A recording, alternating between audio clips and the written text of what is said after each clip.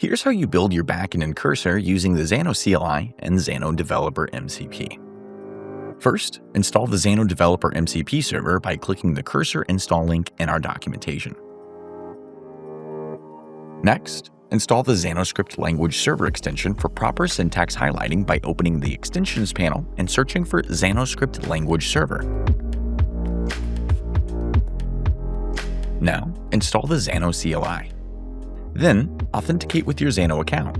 If you're self-hosted or working in another Xano environment, use the -o argument and specify the URL. Choose the Xano instance and workspace you want to work in. If you're starting a brand new project, you can skip selecting a workspace during authentication. Create a local folder for your project. This is also a good time to initialize a Git repository if you plan to use version control. Create a new workspace.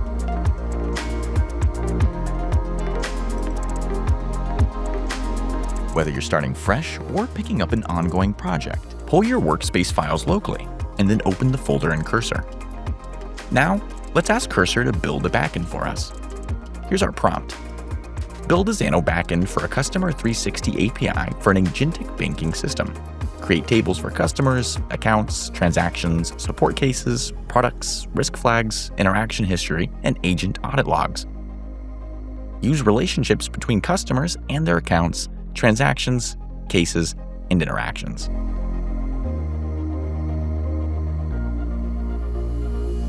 Cursor is using the Developer MCP to write and validate XanoScript. It's done. Let's push it to our Xano sandbox to validate everything before promoting it to production. In the sandbox, we can run our business logic and see what the result looks like. Once we're happy with the result, we'll publish our changes to a new branch in our workspace and set this branch live to power our production environment. Now, let's make a quick change.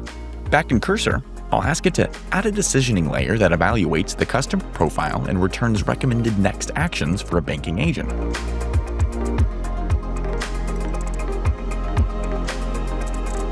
Then, I'll push those changes to the sandbox again. Let's push it to a new branch and set this one live.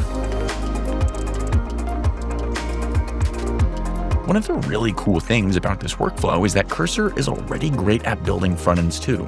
Since it has full context of the APIs and business logic we just created, we can ask it to build a simple frontend right away. And here's our frontend, using the Xano backend we just built, all created in Cursor with the Xano Developer MCP and CLI. Ready to get started?